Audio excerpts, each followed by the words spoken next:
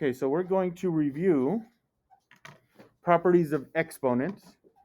And so these are all things we've done last year. And I just want to refresh your memory on them. You guys ready? Okay, so first property. Write this one down. It's called the product of powers property. Product of powers property.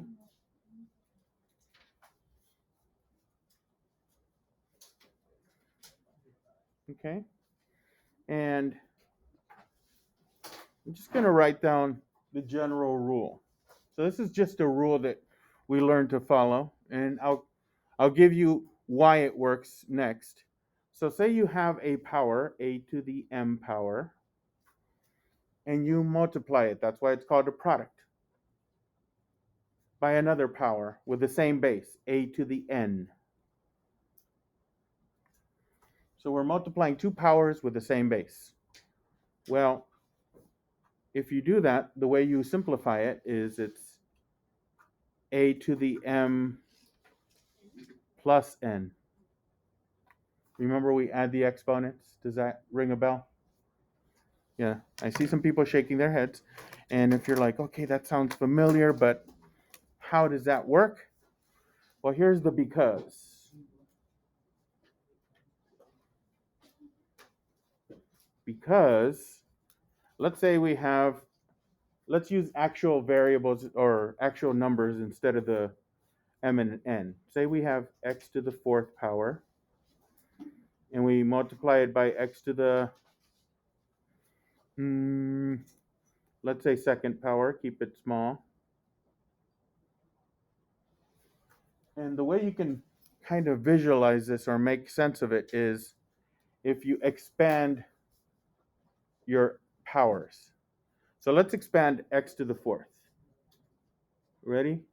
I'll put it in parentheses. X times x times x times x. Okay, that's x to the fourth. Now let's multiply it times x squared. X times x. Okay. So how many total x's am I multiplying? 6. So wouldn't this be much easier if we wrote it as x to the 6th, right? And our shortcut to get that 6 would have been using the 4 and the 2 would have been 4 plus 2. And it's going to work when we have negative exponents as well. So if we would have multiplied x to the negative 4 times x to the 2, well, negative 4 plus 2 is negative 2. The answer would have been x to the negative 2. Okay?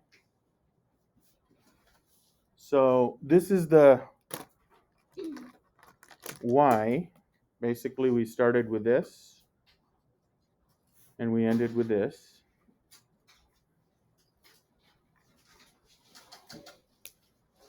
So we're going to go ahead and simplify a few.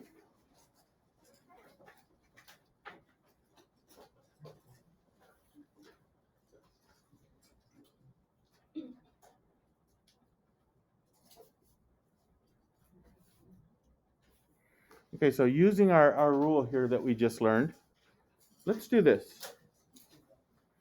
Write down this expression we're going to simplify. Negative 3 x to the 4th x to the 5, and we'll multiply that one times 2 x to the 4th y.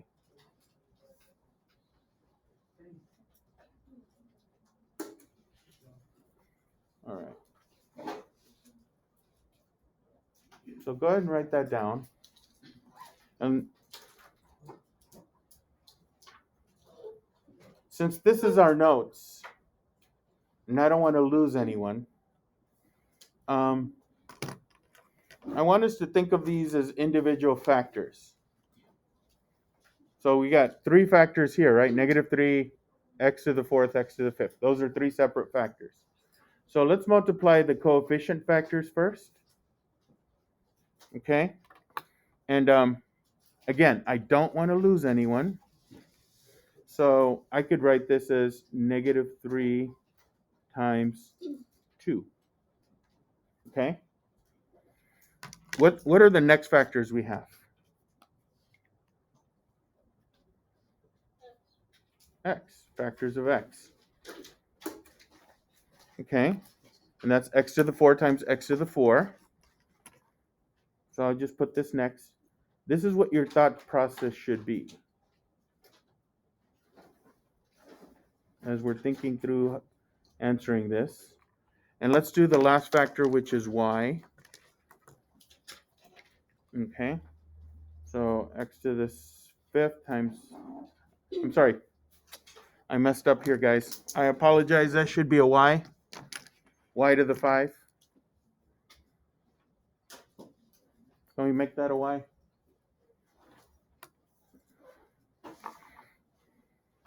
So we're multiplying y to the 5 times y.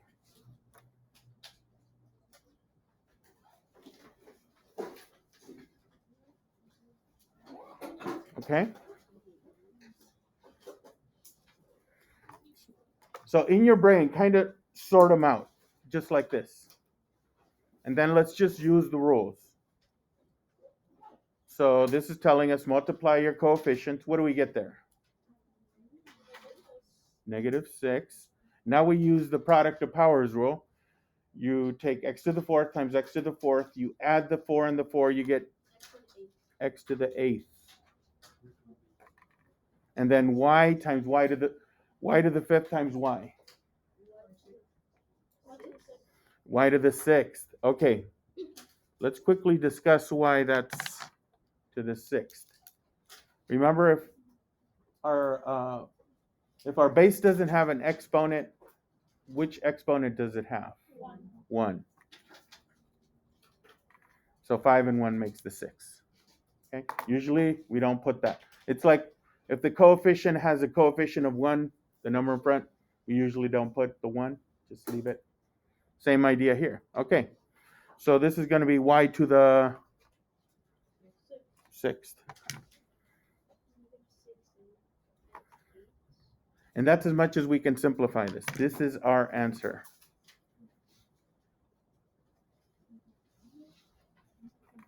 Okay. Question? Doesn't that mean that, like, if you were to add, like, 2 and 2, it would be, like, 4 to the power of 2? 2 and 2? Everything is to the power of 1? Yeah, that would be 2 to the power of 2, yeah. If you're multiplying 2 times 2, yes. If you're multiplying 2 times 2. Just like if you're multiplying 10 times 10 times 10, 10 to the third. Okay, so I want you to try this one. Number 2. Negative 5, x to the third, y to the fourth, times negative 14, x. What's another way instead of saying x to the second? X squared. And I could have said y, x cubed here, right? Times y to the 6th. Okay, try that one. We kind of expanded it all out to so you could see, but work it out and let's see what answer you get.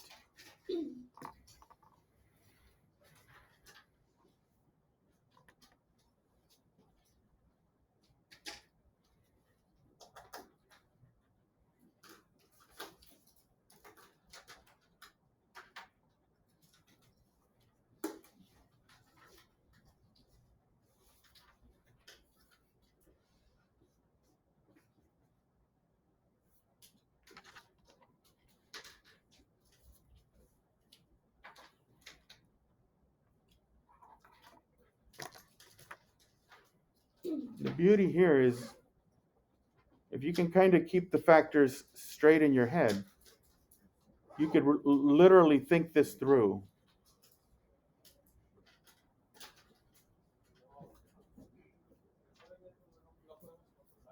Okay, so if we multiply our coefficients, what number do we get? 70. And that would be positive. If we multiply our factors of x, we get x to the 5th. And then same thing, if we multiply our y's, we get y to the 10th. Any questions? Very straightforward, right? So that's our first property. And that's a product of powers property. We got 2 more to go. Okay, so on to the next property, which is, let me grab my, it's a power of a power property. The power of a power property. The power of a power property. Okay, and so this one works like this. Say you have 2 or more factors. Like say we'll just do 2. A times B. So 2 factors. And you raise them using parentheses to some power, say n. Turns out that what that does is each of them shares that exponent. So you get a to the n and b to the n. Okay, and we're going to throw in another rule kind of embedded in this. All right, you guys ready? Let's see because. So because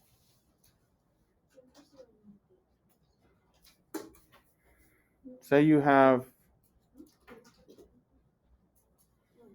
x times y,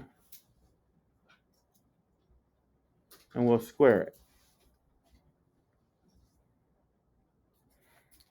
In that x times y times x times y,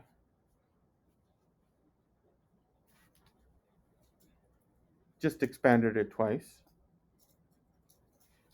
And what else could we do with this? X, X, Y, Y. Thinking like a mathematician. And that basically gave us x squared, y squared.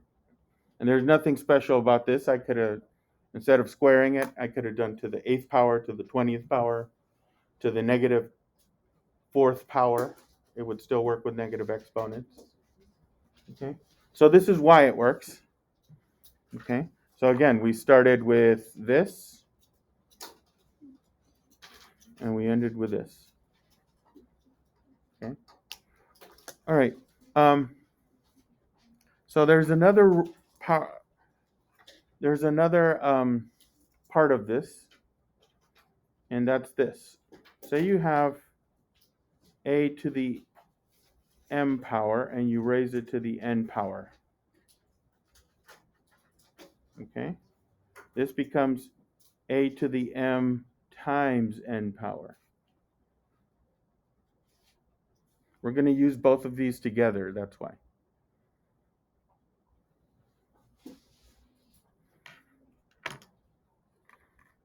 Okay. And here's the because for this.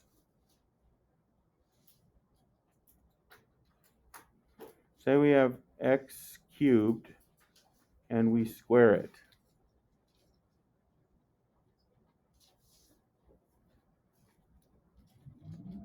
Okay, we're squaring x cubed, right? So doesn't that mean x cubed times x cubed? But wait a minute, we just learned that x to the third times x to the third is x to the sixth. Okay. So again, we started with this, and we ended with this. So the rule is you can multiply. If you raise a power to a power, you can multiply them. All right? So now let's just use those two rules on a couple of examples. So we're going to simplify again. Simplify.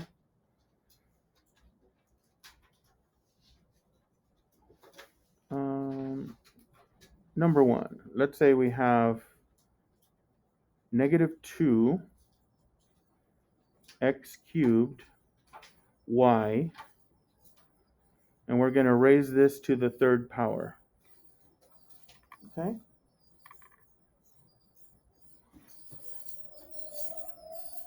So this one's going to require a little more thinking, guys. So the first thing we want to do is we're going to use this first rule, okay? You see this 3 that's outside? Think of it kind of like distributing. Everything gets that third power that's outside. So I'm going to write that. So everything gets raised to that third power that's outside. So we got negative 2.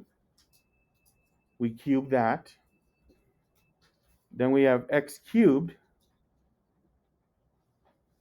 We cube that. And then we have y. And we cube that. Any questions on that? All right. Yes. Can we technically do this all mentally? Yeah. But this is, we work it all out. We're working it out because it's the notes. Thank you for reminding me. Yeah, just like up here, we did it the longer way just so you could see the process, and then you could do it mentally. That's the plan, for sure. Okay, but we got to think a little bit here, guys. Negative 2 cubed. How many negative 2's are we multiplying? 3. Remember we talked about this last year? If you're multiplying an odd number of negatives, what do we get? You get a negative. So this is going to be negative 8. How about x cubed cubed? Now we're using this rule. What do we do with those two exponents? Multiply them. So it's not going to be x to the 6th, x to the 9th. Because you're raising a power up to a power. Okay? Any questions how I got that? We're good with that? Okay, what's the final one? What do we get for y? Y cubed, right? Because we're technically doing the same thing again because this is to the 1 power. So it's 3 times 1. Yes? We multiplied negative 2 3 times. Negative 2 times negative 2 is 4. 4 times negative 2 is negative 8. We're doing the numbers as powers. So we get negative 8, x to the 9, y to the 3rd. Any questions? Okay, so I want you to try this one. Very similar. Number 2. Negative 10, x to the 4, y to the 5. And then we're going to raise this to the 4th power. Okay? Go ahead and try it.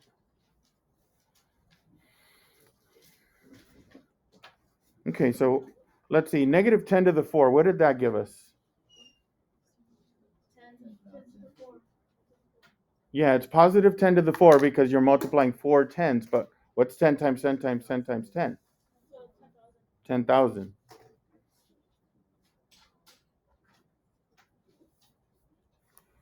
It's 1 with 4 zeros. How about x? X to the 16th. Y to the 20th. 5 times 4. So that's our answer. It has to be positive because you have an even number of negatives. Okay? All right, last rule. So the last rule deals with dividing powers. So this one's called the quotient of powers rule.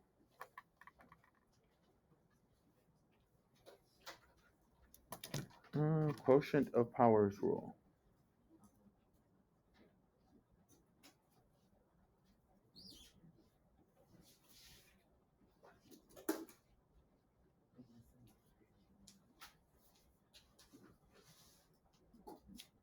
Okay. So this one goes like this. Say we have a to the m power, and we divide a to the n power. So you're dividing two powers with the same base. Both of them are a, right? Turns out that your answer is a to the m minus n power. Does that ring a bell? We subtract the exponents. When you divide powers with the same base, subtract the exponents. Okay? Let's look at a because here. Because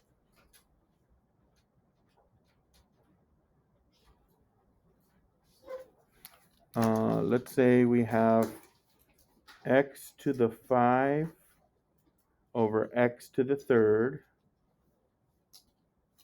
Okay?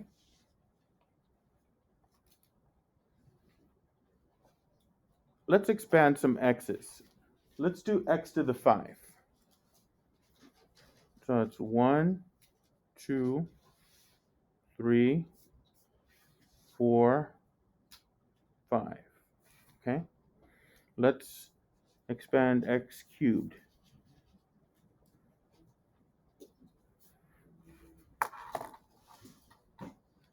You with me so far? Yes. Oh, okay. Jesse, I thought you had a question or what can I do now? Yeah, I have common factors. Here, here, here.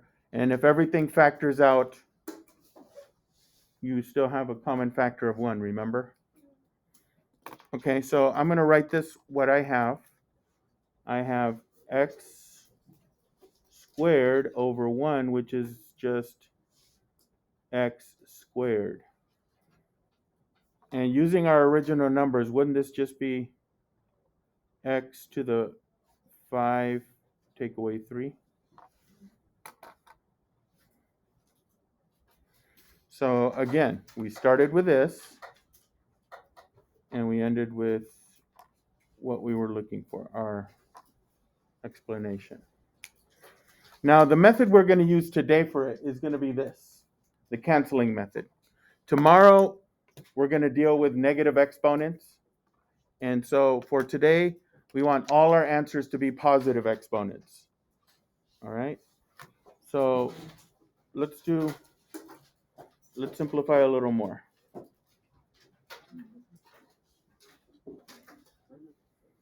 Simplify this one. 3 x to the 8th y squared over 9 x y to the 6th. Okay.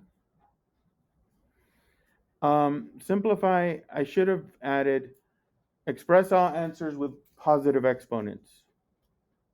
So express with positive exponents.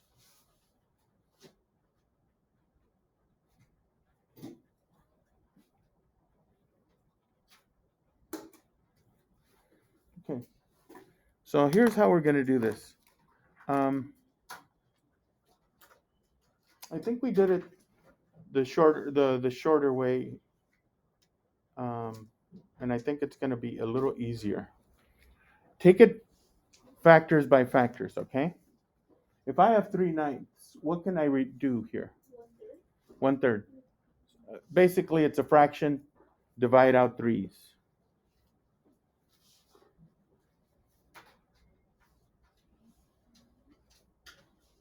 So this is still a 3 there. I'll just write that I still have a 3. And basically a 1 here.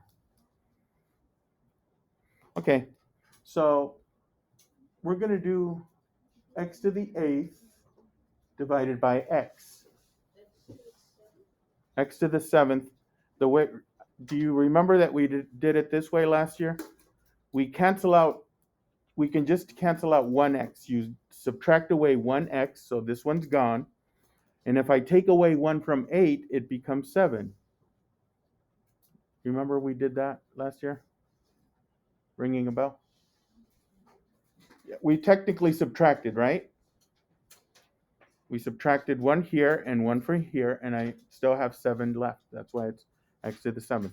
So here, y to the 2nd, y to the 6th. How many y's can I divide out from the top and bottom? 2. I can't take the 6 because I don't have 6 to take from here. So you're subtracting away 2. So subtract away all 2 of those. They're gone. And take away 2 from 6, so it becomes 4. So now that looks too messy, right? Let's write our answer a little cleaner. So look at your numerator. I have a 1. And what else do I have? Well, just the numerator. 1, and I have x to the 7th. So let me just write the x to the 7th. Because we don't need the coefficient of 1. What do we have in the denominator? 3. And then we have y to the 4th. So that's our answer. X to the 7th over 3, y to the 4th. Okay? Let's try one more. Okay, you guys ready? Oops. It's just 2. I don't know why I put 20. Okay. Okay. So let's do negative 20 x cubed y to the 3rd over 60 x to the 7th y to the 11th. Okay? So let's see what we get. Let's start with our number coefficients. What divides out of 20 and 60? 20. So this just becomes negative 1. And this becomes 3. Just divided 20. Simplified a fraction. What can I take out of x cubed and x to the 7th? 3 of them. So these 3 go away. You take away 3 from 7, you get 4. I'll just put a little 4 there. Cross out the 7. Remind yourself that's a 4. What can I take away from y to the 3rd and 3 again? So take away 3 from 11. That becomes what? 8. And then just clean up your answer. What do I have left on the top? Just negative 1. And then we have 3 x to the 4th, y to the 8th. Okay. Any questions? We did this last year, so hopefully you find it's pretty easy. Even if it was the first time, I think learning these concepts is easier than the other stuff we've done for a while. Okay, guys, so the work is on Delta Math, and it's just like this. Reviewing properties of exponents.